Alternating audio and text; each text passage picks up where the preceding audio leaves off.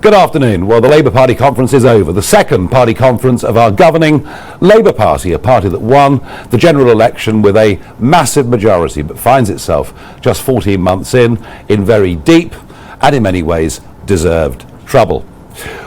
It's been an extraordinary conference. I've been watching party conferences for half a century. Never before have I seen one name so dominate a conference, and the remarkable thing is it's somebody that isn't even a member of the Labour Party. Yes, it's me, Nigel Farage, and I thought the Mac cartoon on the front of today's Telegraph summed the whole thing up rather beautifully. The sketch was two delegates leaving the Labour Party conference, one saying to the other, next year we're going to the Reform conference because they don't talk about Nigel Farage all the time.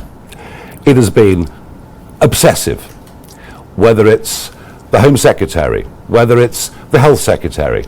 It is a constant attack on me and what I stand for and what we as Reform UK, a party that has led the opinion polls now for over 100 polls.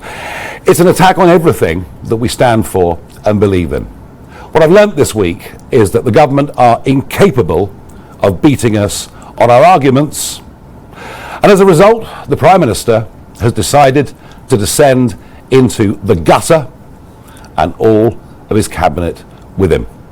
Let us be clear, Reform want illegal migrants deported from our country, and as I speak a further 400 have crossed the English Channel today. Reform want the benefit system to be for UK citizens, for British citizens only, not for foreign born nationals. Reform want foreign criminals removed from our country ASAP. Labour says these policies are racist and immoral, and by implication, Reform supporters, Reform voters, Reform sympathisers are racist too. Yes, if you think we should control our borders, you are, by the definition of the Prime Minister and his cabinet, all racists. Now, I don't normally worry about abuse being thrown at me. I've got kind of used to it over the course of the last few years. But to accuse countless millions of being racist is a very, very low blow. Why? Well, this language will incite and encourage the radical left. I'm thinking of Antifa and other organisations like that.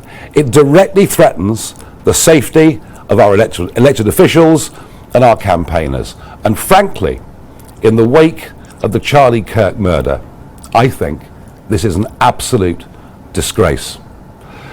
I used to think the Prime Minister was a decent man, somebody that I could talk to and chat to. We might disagree on worldview, but I thought he was a profoundly decent human being. I am completely shocked at his behaviour. I hope when he wakes up tomorrow morning, he feels ashamed of what he has done. This is a desperate last throw of the dice from a Prime Minister who's in deep trouble, a Prime Minister who can't even command the support of half of his own party. But I'm sorry to say, I now believe that he is unfit to be the Prime Minister of our country.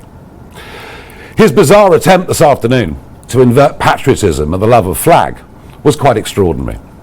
This is still the Labour Party of Gordon Brown. Remember that bigoted woman who talks about mass immigration? It's still the Labour Party of Emily Thornberry, who thought the Cross of St George on a van in Rochester was something truly awful.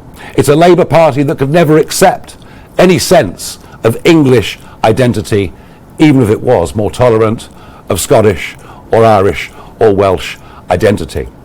Starmer says, I don't like or love this country. Well, let me say this. For 30 years, I've fought for British sovereignty. I fought for us to be a self-governing nation. Why? Because I always believed the best people to govern Britain were the British people themselves. And him, well, he of course didn't like the vote. The greatest result, the biggest democratic mandate ever given in this country, when in 2016 we voted Brexit. Now, he spent the next few years trying to overturn that result. He doesn't believe we should govern ourselves. He's happy, be it Brussels, be it the UN, be it a series of foreign courts. He's happy for us to be governed from there. He does not believe in Britain. He does not believe in the Britain that most of you out there believe in. And his total level of denial over broken Britain is quite extraordinary.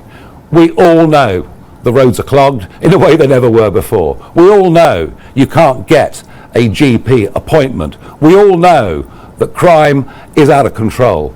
So much so that here in London, men don't wear watches, women don't wear jewellery, and don't get your mobile phone out, otherwise somebody on a moped will take it.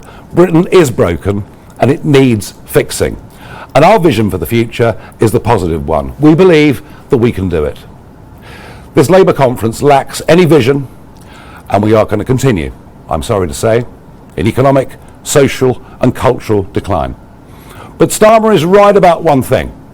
We are facing a big fork in the road. He is a human rights lawyer who will bow down to foreign courts and to outdated treaties. And he has no idea of the division that open borders have caused within our communities, or indeed the anger and a sense of unfairness that people feel over two-tier policing and two-tier justice under two-tier care. What he and the rest don't understand, and the reason we're leading in the polls, is this country has had enough of a failing, gutless political class. It wants real change. Now look, I'm not a vindictive person in any way at all, but reform will teach Keir Starmer and the Labour Party a lesson next May. Next May are our equivalent of the midterms, when the whole of Wales, Scotland, London and many other parts of the country will go out to vote on the first Thursday in May. We will teach Starmer a lesson next May that British political history will never forget. I am now, as a result of this week and the abuse that has been heaped upon our supporters and our voters, more determined than ever. Don't underestimate that.